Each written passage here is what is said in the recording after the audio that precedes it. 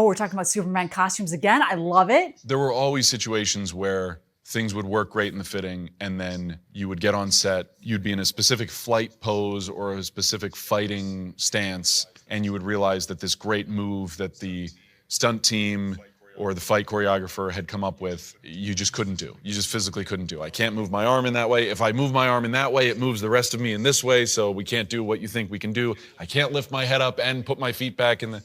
all these things. So it's important to know that building a superhero suit, it's not f***ing easy. Yes, exactly. That's why anytime in a superhero movie where someone who is obviously brand new to sewing just grabs a sewing machine and makes their superhero outfit, I kind of roll my eyes and like, okay, that's just comic book stuff. Because in reality, there is no way someone with no experience could build any of these superhero suits.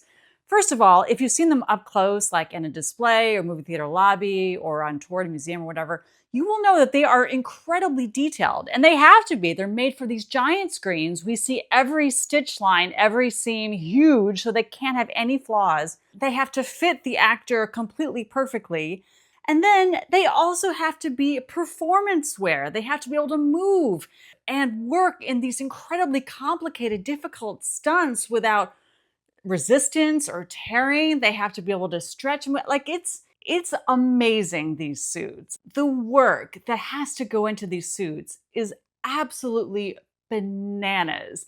I love that this clip from GQ is going a little viral and so many people are seeing it, because I hope people really start to realize the tremendous skill that goes into a simple comic book costume.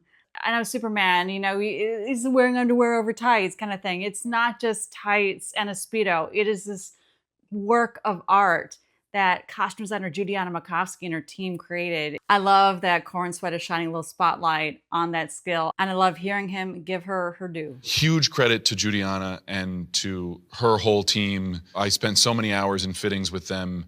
Never once poked me with a safety pin.